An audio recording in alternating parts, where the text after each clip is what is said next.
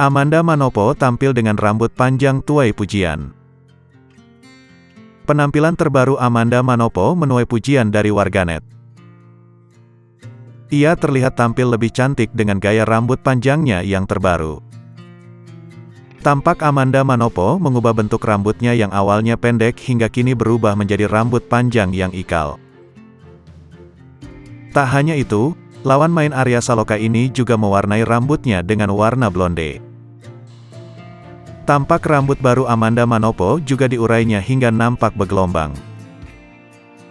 Seperti dilansir dari akun gosip Lambe Gosip, Amanda Manopo terlihat puas dengan penampilan barunya itu. Sesekali ia tersenyum saat kamera mengarah ke wajahnya. Sontak saja gaya rambut baru Amanda Manopo itu menuai pujian dari warganet.